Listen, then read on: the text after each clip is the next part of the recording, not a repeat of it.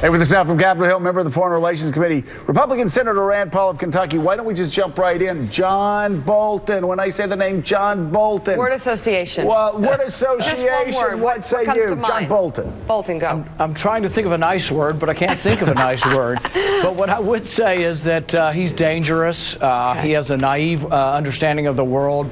And I don't want him anywhere near the State Department because he's an unrepentant advocate of regime change and the Iraq War and hasn't learned any of the lessons of the last 2 decades. So let me ask you, Senator, does John Bolton actually still believe invading Iraq in 2003, even though we found no WMDs is a good idea? He promoted a false assumption, the WMDs, but also he promoted that it would be very quick, we wouldn't have to stay long, no big deal. But he's still promoting the same thing. He says the Iraq War was justified and he'd do it again. Not only that, though, he's promoting the same kind of thing for Iran. He would bomb Iran and has said it repeatedly over and over again. His only argument is we didn't bomb them soon enough, but he would still bomb Iran, and he thinks it would be a cakewalk, would be greeted as liberators, that have embassies open in 30 days. It's a naive understanding of the world, and we just don't need any more of that in the State Department. Senator, we know you don't like the prospect of Bolton. How do you feel about President-elect Trump's foreign policy picks so far? Flynn, Mattis, Tillerson. I don't know any of them personally, but from what I've read, Mattis is an intellectual. He's a warrior. But there are many people who have been in combat who actually have a healthy distrust of combat. You know, one of my favorite quotes is from Eisenhower, who said, "I hate war like only a soldier can hate war, the stupidity, the futility, the banality." And so I'm hoping Mattis is from that kind of vein. And from what I've read of him, he's a thoughtful person. We may not agree on everything, but I think both he and General Kelly, who lost a son, I think they are not people who are eager for wanton combat or wanton killing.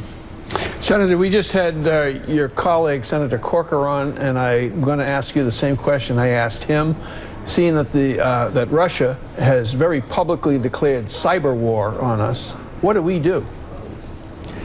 You know, I think we have to defend ourselves. I think I agree with Senator Corker that it is everywhere all the time, and we have to assume that it's occurring, and that all nations that have the ability to use cyber warfare are using it to their benefit or trying to use it to their benefit.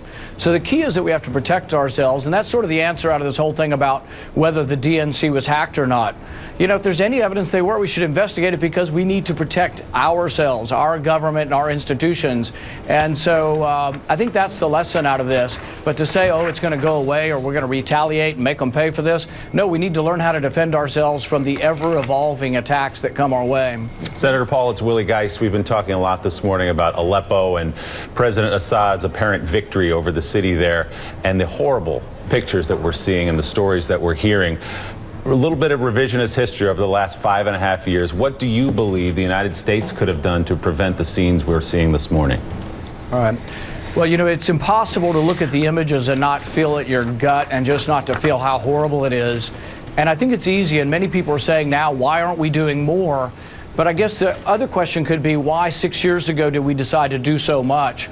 Because we did make promises, and maybe false promises, that we're going to come in and make the world right, and make the world safe for democracy, and we probably gave false expectations to those fighting Assad. But at the same time, there were a lot of downside to pushing Assad back. That's where ISIS grew in that space. Very complicated war with 1,500 different factions fighting Assad, many of whom who don't like us, don't like Israel, don't like our ways, but really don't like Assad either. So I don't know, it's really sad, and I don't know there's an easy solution now what to do, but I think we could have done something different 4, 5, 6 years ago than what we did. Rand Paul, very quickly, we've only got 15 seconds here, but are you concerned like me that big government republicanism may be coming back to D.C.? Tax cuts, massive defense spending, no entitlement reform, huge outlays in transportation spending. Is this going to be a replay of Bush republicanism? Absolutely. Senate Republicans are putting forward a budget that will never balance. I won't vote for it because there have to be some remaining fiscal conservatives in Washington. Senator Rand Paul will